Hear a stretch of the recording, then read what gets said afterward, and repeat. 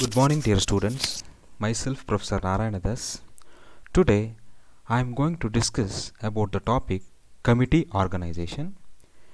The topic belongs to the subject Principles of Management, and the course is BBM. So, let's move on to the definition part of committee organizations. Before we'll move on to the definition, we'll understand what is committee organizations. In the modern business world, some administrative tasks cannot be performed by a single business alone.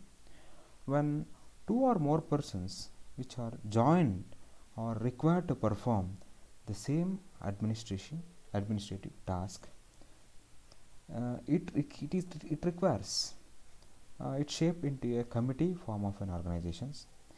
A committee is usually a group of persons or to whom certain managerial functions are assigned. I'll repeat once again. A committee is a group of persons to whom certain managerial functions are assigned, and for whom some advice or recommendations are expected. So let's see the definitions given by Terry.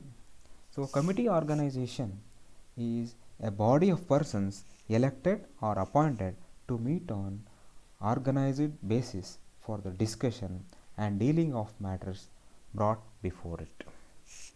So a committee is a group of persons maybe appointed or elected for meeting some purpose for consideration matter assigned. This is the gist of the definition. And the meaning of committee organization is, as I said, a body of persons appointed or elected. For a body has been grouped together to investigate or for taking certain actions. So that actions may be required by the organization point of view for betterment of the existing working conditions.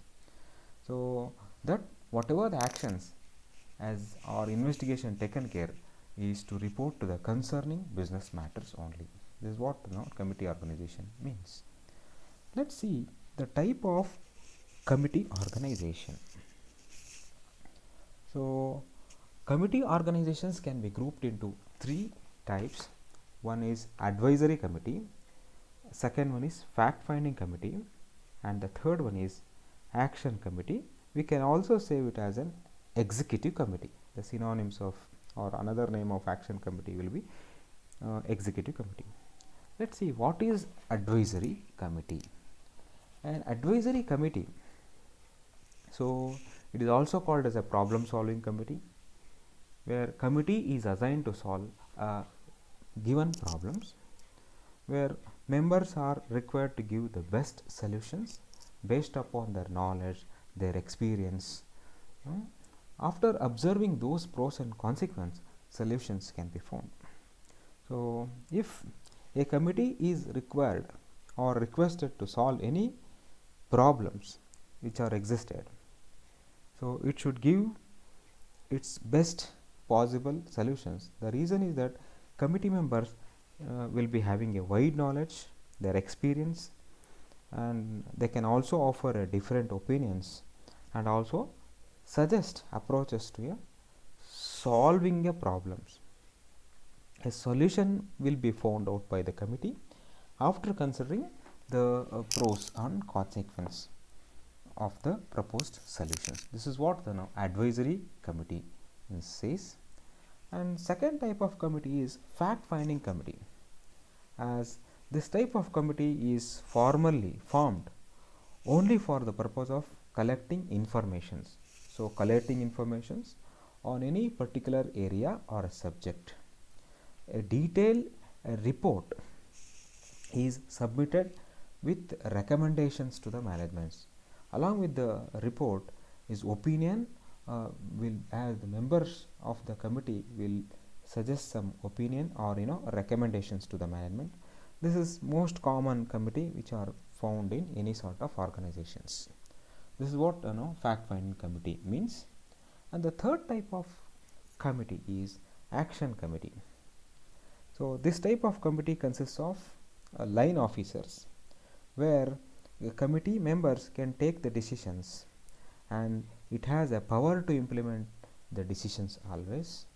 Also, this type of committee is permanent in nature, where the board of directors of a company is the best examples for an action committee, where it can also be called as an executive committee. So, where the board of members usually, or board of directors usually, very effective on a day-to-day activities. They wanted to execute the plans uh, of the organizations in a systematic way. So this is relating to action committee. Now we'll see the advantages of committee organizations. So committee organizations has got several advantages. The first one is committee can take valuable decisions. So the basic objectives of this committee formation is to take a good solution, good decisions. The committee members can make use of their knowledge, experiences, maybe accrued by various working places or in academics areas while taking the decisions. And the second advantage is hasty decisions can be avoided. Hasty decision means wrong decisions, so which can be avoided by this type of committee.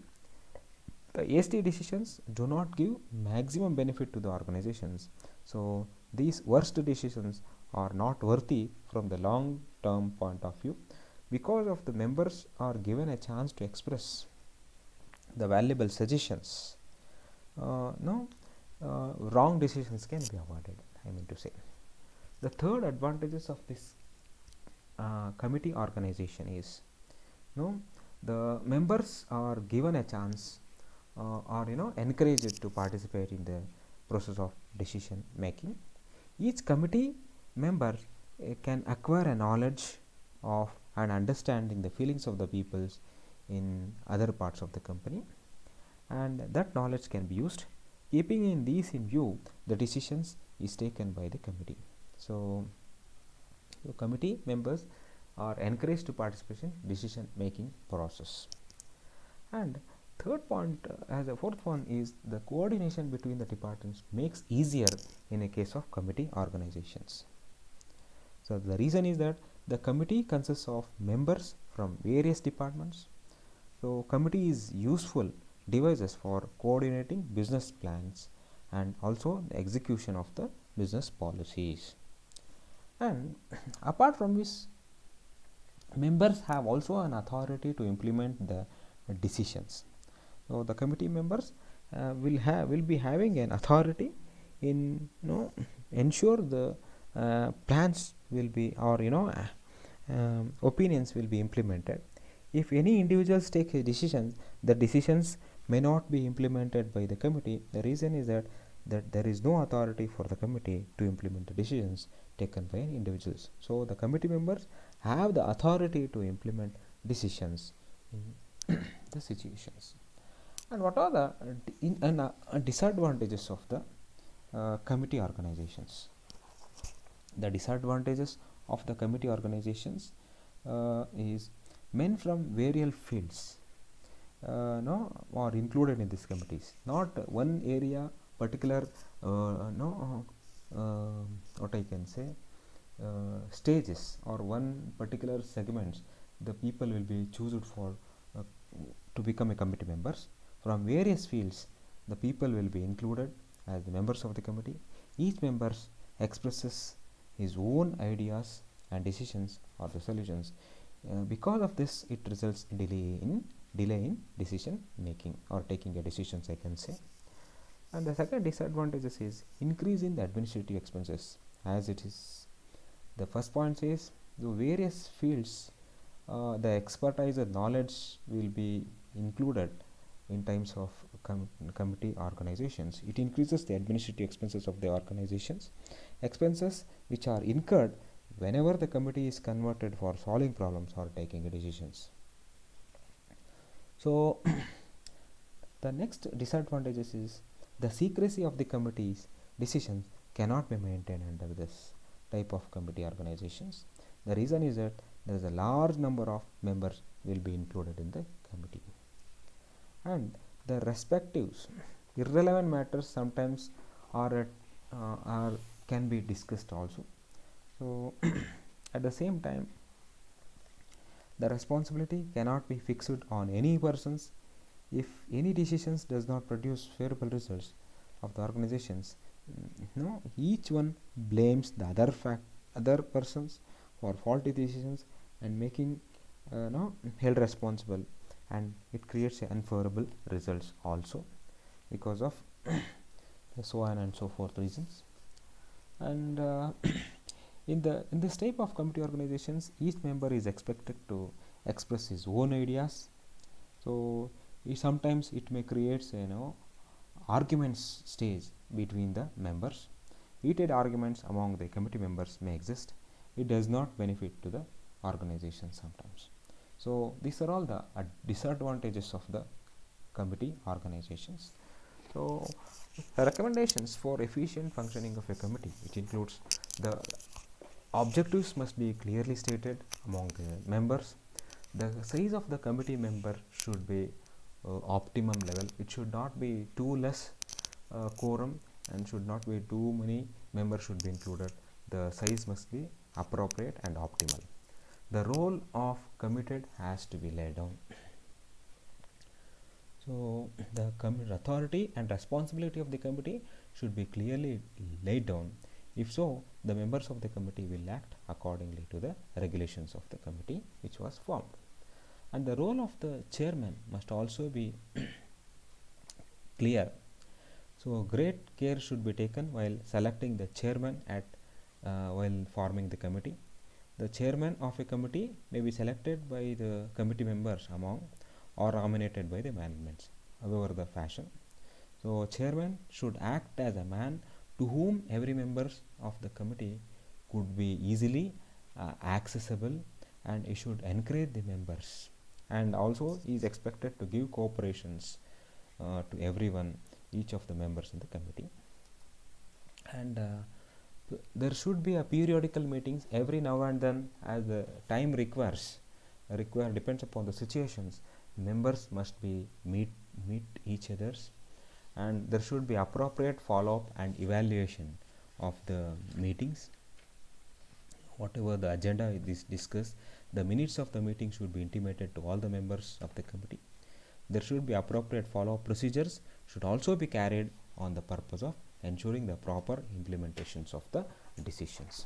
So these are all the suggestions or recommendations for the efficient functioning of a committee. So dear students, I suggest to refer the Principles of Management written by T. Ramaswamy from the Himalayas Publishing House, the 2014 editions, which help you to enhance your knowledge. So I thank you once again for providing the opportunity. Thank you all.